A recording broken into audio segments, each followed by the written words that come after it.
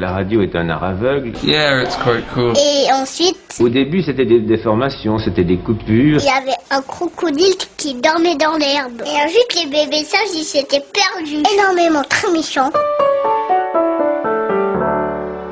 Bonjour et bienvenue dans l'univers sonore des interviews d'Eric Cooper. Ce podcast, il faut peut-être vous le dire, si vous êtes un nouvel auditeur ou une nouvelle auditrice, eh bien, il vous permet de découvrir virtuellement des personnes, souvent des femmes d'ailleurs, passionnantes et passionnées. Comme d'habitude, on commence avec une citation « J'aime les histoires avec beaucoup de psychologie », citation d'Alfred Hitchcock. Et c'est avec cette citation que je vais vous présenter celle qui est aujourd'hui l'actrice de ce podcast. Elle s'appelle Danielle Bastien. Elle vient de sortir un 8e livre, c'est un roman qui est paru aux éditions Academia, c'est bientôt déjà hier. Alors Danielle Bastien est écrivain bien sûr, mais elle est aussi docteur en psychologie et psychanalyste. Et son roman Bientôt déjà hier raconte l'histoire d'une femme qui erre sur la plage. Elle est découverte par une nuit glaciale de novembre à Berck-sur-Mer, au nord de la baie d'Authie. Elle est frappée d'amnésie. Alors tout de suite, on va la découvrir, donc cette autrice, Danielle Bastien. Et une première question, comment passe-t-on de la psychologie à l'écriture ? C'est une question bien difficile. Je ne suis pas certaine que j'ai la réponse tout à fait précise. Ce que je peux dire, c'est que évidemment ma vie professionnelle de psychanalyste fait que je passe la plupart de mon temps à écouter des histoires de vie, dans une grande majorité évidemment des histoires de douleur et de souffrance, puisque les gens ne viennent pas chez moi juste pour voir un psychanalyste, mais souvent parce qu'ils ont des douleurs et des symptômes de vie qui les empêchent de vivre. Donc c'est vrai que je passe ma vie à écouter des histoires. Alors pourquoi est-ce qu'en plus j'ai envie d'en écrire d'autres ? Je ne sais pas très bien. Je dirais que l'écriture, pour moi, c'est quelque chose qui s'impose à moi à un certain moment. Je ne choisis pas d'écrire. C'est à un certain moment, à un certain moment, ça se met en route et j'ai une idée très, très vague de ce que je vais écrire, mais vraiment très, très vague. Bientôt, déjà hier, c'était vraiment très peu précis. J'avais 2 idées en tête et puis c'est devenu ce roman. Donc, mais alors je me laisse faire par l'histoire et par les personnages. Donc, et c'est ça qui est assez magique et en même temps très étonnant parce que je sais qu'il y a des gens qui se mettent tous les jours au bureau au matin et qui écrivent X heures par jour. Moi, je sais pas faire ça. Je n'y arrive pas en fait. Par contre, quand l'écriture insiste, quand elle est là, eh bien, comme je dis, j'ai l'impression que les personnages prennent vie en moi. Donc, c'est un peu eux qui dirigent l'histoire à un certain moment. Alors, bien sûr, ça vient de mon inconscient, ça vient pas de nulle part. Mais je ne sais pas, en fait, ce que je vais écrire quand je commence. Les 7 autres livres que vous avez écrits, c'était aussi des romans ou pas ? Alors, j'ai alterné. Là aussi, c'est pas vraiment un choix. J'ai alterné des romans et des essais de psychologie, de psychanalyse. Oui, là aussi, c'est pas vraiment un choix. C'est à un certain moment, j'avais envie d'écrire quelque chose de plus théorique, ce que j'ai fait, même si je pense qu'au fur et à mesure des livres, mon écriture chemine de plus en plus vers quelque chose de plus littéraire. Peut-être ça correspond à mon trajet de vie.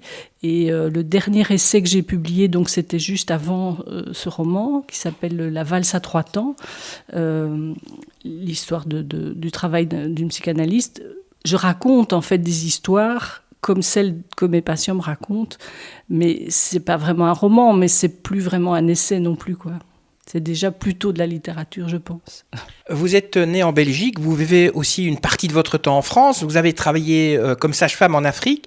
Est-ce que ces expériences de vie sont une source d'inspiration pour vous quand vous écrivez ? Ah oui, bien sûr.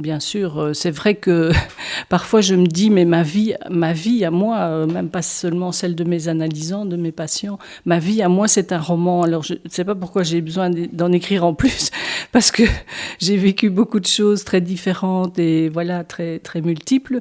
Mais oui, bien sûr, et par exemple, l'Afrique continue à hanter quelque part mon désir d'écriture. Là, je suis sur un projet, mais ça fait déjà un moment et je n'arrive pas vraiment à démarrer, je ne sais pas pourquoi. Enfin, j'ai démarré, mais je ne suis pas satisfaite je trouve que la sauce ne prend pas encore suffisamment. Mais c'est hanté notamment par le Sahel, dans lequel on a vécu, et par tout ce qui se passe maintenant dans le Sahel, avec le djihadisme qui s'y déploie. Enfin, les lieux où on a vécu maintenant, ils sont absolument plus... on peut plus y aller, quoi. Enfin, en tout cas, comme Européens. Donc, c'est vrai que ça continue à hanter mon esprit. Vous avez des sortes de rituels d'écriture. Par exemple, avant d'écrire, vous devez boire une tasse de thé, ou bien vous écrivez qu'à certains moments de la journée, ou alors c'est vraiment quand l'envie vous en prend.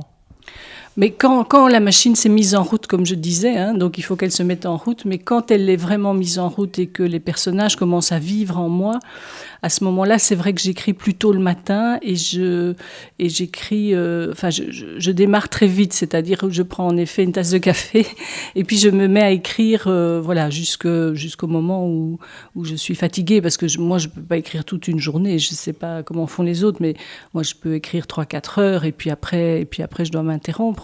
Et donc oui, mais parce que parfois je crois que c'est pas sans lien avec le fait que quand j'écris, les rêves que je fais sont en lien parfois avec l'écriture. Donc dans ce roman-ci, il y a des rêves que j'ai écrits qui sont en partie des rêves que j'ai faits au moment où j'écrivais ce roman. Donc c'est peut-être pour ça que j'ai besoin d'écrire le matin. Berck-sur-Mer, à ne pas confondre avec Berg, la ville de Bienvenue chez les Ch'tis. C'est une station balnéaire située dans le Pas-de-Calais, hein, c'est dans le nord de la France. C'est là où se situe l'action de votre dernier roman. Alors pourquoi avoir fait le choix de cette ville, donc Berck-sur-Mer ? Mais en fait, Berck-sur-Mer, c'est un coup de foudre. C'est-à-dire que, mon mari et moi, on cherchait, on avait un désir d'avoir un lieu d'écriture, justement, puisque mon mari écrit aussi beaucoup.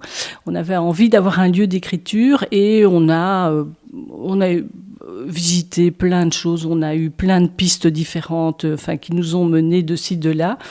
Et puis, un jour, on avait choisi, on avait découvert l'existence de la baie d'Authie. Donc, la baie d'Authie, c'est une baie naturelle qui est juste à côté de la baie de Somme. La baie de Somme elle est à un quart d'heure de Berck. Donc, c'est une petite baie de Somme, mais quand je dis petite, c'est quand même une très grande baie, évidemment, très naturelle, avec beaucoup d'oiseaux, beaucoup de phoques, voilà. On avait découvert cette baie-là et on s'était dit, tiens, on va aller voir de ce côté-là. On était allé de l'autre côté, c'est-à-dire Fort-Mahon, Kent, et puis on a cherché, on n'a rien trouvé. Et puis on est arrivé à Berck. Franchement, on ne connaissait pas du tout l'existence de cette ville avant. Et on est tombé complètement amoureux de cette ville. Et 5 ans après, ça fait 5 ans, moi, je suis toujours sous le charme. Quand j'arrive là, je ne sais pas, il y a une ambiance. C'est une ville historique qui a un passé très, très chargé. Et donc, je sais pas. Et puis la plage et la baie sont à couper le souffle. Donc, pour avoir de la respiration entre 2 temps d'écriture, c'est juste merveilleux, quoi. En 2 mots, voire 3, est-ce que vous pourriez raconter un peu votre roman ? Quelle histoire raconte-t-il ? Donc le roman s'appelle Bientôt déjà hier. Oui, c'est ça. Donc, bientôt déjà hier. Donc, le titre, c'est l'idée finalement qui est au cœur de la psychanalyse, c'est-à-dire que bientôt, c'est le futur, déjà le présent, hier le passé. Donc, c'est l'idée qu'au fond, tout ce que nous vivons dans le présent, ou de ce que nous projetons dans le futur, est infiltré quand même par des traces du passé, des histoires anciennes, des relations familiales, voilà. Et donc, l'histoire en elle-même. C'est comme vous l'avez dit, c'est un thriller, c'est un roman policier d'une certaine manière, qui se passe donc à Berck, et Berck est un des personnages principaux de l'histoire. Et en fait, il y a deux événements qui se passent, à savoir que d'une part, on retrouve sur la plage une femme errante qui est frappée d'amnésie d'identité. Alors, l'amnésie d'identité, c'est un symptôme qui existe en psychiatrie, vraiment, et qui est qu'en fait, les gens, en général, à la suite d'un traumatisme, perdent toute notion de qui ils sont. Donc, alors, c'est un symptôme très étrange parce que ça peut durer une journée comme ça peut durer tout le reste de la vie. Et on ne sait pas pourquoi, à certains moments, ça se lève et pourquoi chez d'autres, ça ne se lève pas. Il y a même des histoires célèbres où on a présenté aux gens, on a retrouvé qui ils étaient, on leur présente leurs enfants, leur épouse, et ils ne les reconnaissent pas, en fait. Voilà. Et donc, ça m'a toujours intrigué, ce symptôme-là. Donc, il y a une femme qui est retrouvée comme ça sur la plage, et donc, on l'emmène à l'hôpital maritime parce qu'on ne sait pas très bien que faire avec elle, puisqu'elle n'a pas de papier, elle ne sait pas qui elle est. Et elle a juste un petit sac avec des lettres, un petit sac en toile avec des lettres. Et alors le roman va alterner en fait l'histoire de cette femme et l'enquête, parce qu'il y a un gendarme berquois, Antoine Dambron, qui est chargé de l'enquête, qui lui-même est aux prises avec des tas de soucis familiaux. Donc il essaye de se débrouiller avec l'enquête, mais il a pas mal de soucis à résoudre lui aussi. Et donc il essaye avec la psychologue de l'hôpital d'essayer de comprendre comment faire pour trouver qui est cette femme. Et le roman alterne l'enquête, si vous voulez, et les lettres qu'on découvre petit à petit. Et ce sont des lettres d'une femme qui en fait a quitté du jour au lendemain sa vie. Elle a fermé sa maison. C'est aussi des choses qu'on décrit dans la littérature psychiatrique, psychologique. Elle a fermé sa maison, elle est partie dans une sorte d'errance comme ça, sans savoir pourquoi ni pour aller où. Et elle fait un voyage en Italie, en fait, et donc elle s'arrête à différents endroits en Italie. Et donc le roman va évoluer vers, évidemment, le lien entre les deux, entre les lettres et entre cette femme. Et en plus, il y a en plus un cadavre, c'est-à-dire qu'on repêche une dame noyée dans la baie et on ne sait pas qui elle est. Et donc, finalement, pendant tout le roman, on ne sait pas finalement qui est qui. Est-ce que celle qui écrit les lettres, c'est celle qui est amnésique ou c'est l'autre? Enfin, on ne sait pas, en fait, voilà, jusqu'à la fin, bien sûr. Et là aussi, c'est une comment dire ça, c'est un hommage, si je puis dire, posthume à tous ces gens à qui c'est arrivé, parce que ça arrive régulièrement à Berck que des gens se noient, parce que c'est une baie qui est assez, comment dire ça, elle est composée de ce qu'ils appellent les bâches, donc ce sont des grands bancs de sable, mais qui font parfois des kilomètres, et donc si on n'est pas attentif quand la marée monte, et elle monte assez vite, on est entouré, en fait, les gens sont encerclés, ils s'en rendent pas compte, ils sont encerclés, puis à un moment ils sont au milieu de l'eau, et les courants sont très forts, parce que le fleuve Authie est quand même assez puissant, et donc régulièrement il y a des gens qui sont noyés. Donc voilà, l'idée de la noyade à Berck, c'est aussi un thème qui préoccupe beaucoup les Berquois, voilà, et les autorités aussi, bien sûr. Votre livre, votre roman, c'est un thriller psychologique. Ça veut dire qu'il faut des notions de psychologie, peut-être pour comprendre l'histoire? Je ne pense pas, en tout cas j'espère que non. Les retours que j'en ai eus ne disent plutôt le contraire, c'est-à-dire qu'au fond, quand même, comme je vous disais tout à l'heure, parfois j'ai utilisé certains rêves que je faisais au moment où j'écrivais pour les transposer dans l'histoire. Donc c'est plutôt le contraire, c'est-à-dire que je pense que petit à petit, les gens qui lisent et qui ne connaissent pas la psychanalyse, qui est quand même une pratique très particulière pour les gens qui n'en ont jamais fait. On a des images évidemment d'Épinal, avec en thérapie là maintenant tout le monde en parle, mais voilà de ce que c'est vraiment la psychanalyse, les associations qui viennent et l'élaboration psychique qui en découle.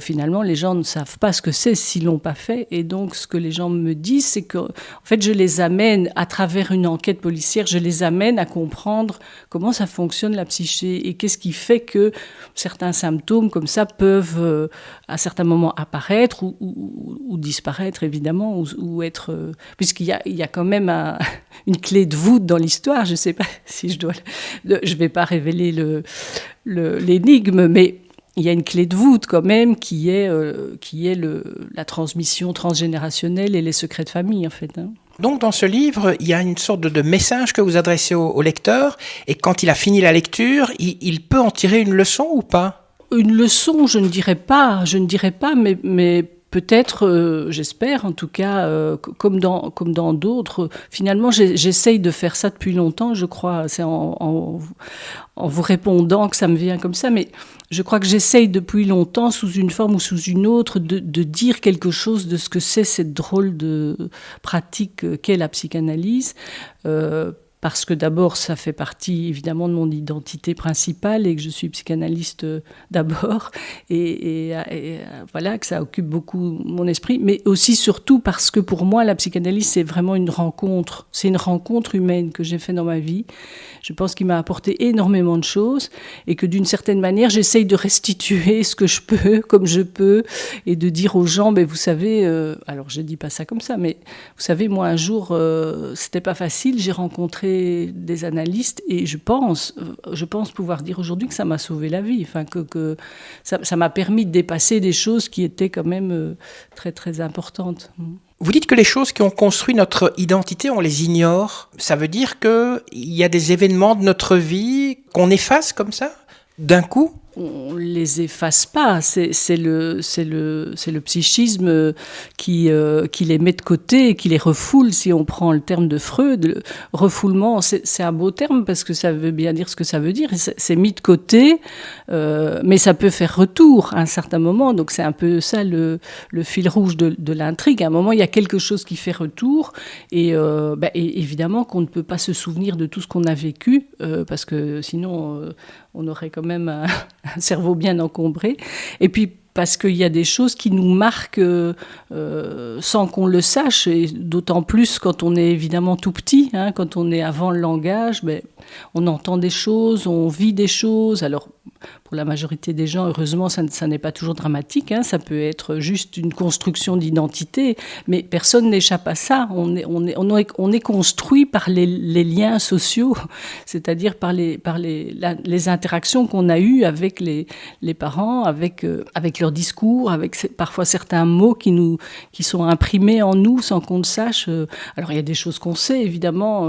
Ce matin, on entendait une interview d'une dame qui disait que toute sa famille, depuis 4 générations, était brasseur et qu'elle était devenue brasseur. Oui, ça, faut pas être psychanalyste pour comprendre. Mais parfois, c'est quand même un peu plus compliqué que ça, quoi. Vous croyez au hasard ? J'ai mis en exergue une citation. Il n'y a pas de hasard, il n'y a que des rencontres. Alors, est-ce que je crois au hasard ? Je crois quand même que la vie parfois nous amène des choses étonnantes. Alors, est-ce que c'est le hasard ? Est-ce que c'est... Je ne sais pas, mais c'est quand même étonnant. Et dans le roman, en effet, il y a une rencontre qui est... qui déclenche tout. Et alors, on ne le sait qu'à la fin, évidemment. Pourquoi cette rencontre-là a tout déclenché, alors que c'était un truc pas très important dans la vie de cette femme. Donc, je crois qu'il y a des rencontres, en tout cas, oui, ça c'est sûr, oui. Des rencontres qui peuvent bouleverser une vie. Et parfois, ce sont des rencontres qui peuvent être... très ponctuelles. Enfin, je crois que la littérature et le cinéma sont remplis d'histoires comme ça, mais ça je pense que c'est vrai et que je l'ai entendu l'une ou l'autre fois. Il y a des vies qui peuvent basculer comme ça d'un moment à l'autre sans qu'on sache pourquoi. Enfin, consciemment en tout cas. Oui. Vous parlez de cinéma, on pourrait adapter votre livre au grand ou au petit écran ? C'est quelque chose que vous seriez prête à faire ou bien vous avez uniquement envie qu'il reste format papier ou électronique ? Ah oui, moi j'aimerais bien, évidemment. Je ne suis pas sûre que ça arrivera, mais oui. Mais d'ailleurs, c'est marrant parce que ce que vous dites là, parce que en fait, il y a un écrivain qui est du coin de Berck, qui écrit que des romans policiers. Donc j'en ai lu quelques-uns de lui. Franck Tillier, et ça se passe souvent pas nécessairement à Berck, mais je veux dire dans cette zone-là, Pas-de-Calais, Côte d'Opale et tout ça, enfin voilà. Et en fait, j'ai vu qu'il avait été finalement recruté, là, sélectionné pour faire une série sur TF1, je crois, parce que c'est des thrillers, donc ça se prête plus à la mise en scène cinématographique que si c'est... comment dire ça, quelque chose de seulement introspectif, quoi. Donc là, il y a une action quand même, il y a des rebondissements. On va parler de vos projets. Un 9e livre, est-ce qu'il est déjà en préparation ou bien là, vous avez décidé, 8, c'est assez ? Comme je vous disais, donc je décide pas, je me laisse faire. Donc là, j'ai un projet qui est là dans mon esprit depuis déjà un long moment. Mais voilà, il s'est mis en route, comme je disais tout à l'heure. C'est en lien avec le Sahel. Alors en fait, c'était très bizarre cette histoire. Ça a démarré ce projet-là a démarré parce que j'ai reçu un monsieur très peu de temps, quelques fois seulement, et il venait parce que voilà, il était dans une procédure de séparation et que c'était pas facile. Mais en fait, ce monsieur avait été militaire en Afghanistan. Et il était revenu, comme souvent les gens qui ont vécu des choses comme ça, avec quand même des symptômes post-traumatiques, parce que c'est quand même pas rien d'être dans des coins pareils. Et revenu d'Afghanistan, il avait quitté l'armée et il avait décidé d'essayer de trouver un autre boulot. Et il était finalement devenu maître nageur. Et ce personnage-là, je me suis dit, mais ça, c'est vraiment un personnage de roman. Donc, je vous dis, je l'ai reçu 3-4 fois. Mais l'idée du maître nageur qui, en fait, est en Afghanistan, parce que, voilà, son esprit était là-bas, ça m'a donné l'envie d'écrire là-dessus. Alors, je ne connais pas l'Afghanistan, donc je ne vais pas commencer à... Par contre, je connais très bien le Sahel. Enfin, très bien, je connais bien le Sahel. J'y ai vécu plusieurs années. Et donc, ce qui se passe au Sahel maintenant, je pense que c'est assez possible pour moi de m'imaginer l'ambiance de ces conflits. Et donc, j'avais démarré tout un... Enfin, j'avais déjà démarré quand même, j'ai écrit une 100aine de pages quand même. Et puis ça s'est arrêté comme ça tout d'un coup, je ne sais pas pourquoi. Mais parce que j'ai commencé à écrire bientôt déjà hier. Et puis là maintenant, peut-être que je vais le reprendre. Alors je me dis, ce serait bien d'essayer de faire quelque chose comme ça avec la pandémie, faire un lien comme ça entre deux guerres finalement, hein, parce que j'ai écouté pas mal de soignants, surtout au départ, mais enfin encore maintenant. Et c'est vrai que ces gens, ils étaient au front. Enfin ils sont toujours, mais enfin voilà, ce qu'ils ont vécu, c'est vraiment de l'ordre du traumatisme aussi, avec tous ces morts, enfin voilà, ce gars qui me disait, mais voilà, moi je travaille en réa depuis très longtemps, mais quand tu pars le vendredi, il y a 25 personnes, le lundi, il y en a 3 qui sont morts, c'est normal. Si tu reviens qu'il y en a 20 qui sont morts, tu deviens fou. Et, voilà. Et donc l'idée de faire quelque chose comme ça, qui voyagerait entre le Sahel et la pandémie, ça flotte dans mon esprit. Je ne sais pas si je vais y arriver, on verra. On verra. Merci Daniel Bastien d'avoir répondu à mes questions. Je rappelle donc le titre de votre 8e livre. C'est un roman, il vient de sortir, bientôt déjà hier, paru aux éditions Academia. Avant de vous lâcher, vous qui nous écoutez, eh bien j'ai quelques demandes à vous faire. Si vous aimez ce podcast, merci de le liker. Merci aussi de le partager sur tous les réseaux possibles, les réseaux sociaux bien sûr, possibles et imaginables. Et n'oubliez pas bien sûr de vous abonner, comme ça vous serez tenu au courant des nouveautés de ce podcast. Il y a à peu près un podcast qui sort par semaine. C'est une bonne façon de passer votre temps. Vous avez un petit commentaire à faire, n'hésitez pas non plus à le faire. Allez, je vous dis merci, que la force soit avec vous et à très bientôt. Ça y est, c'est fini.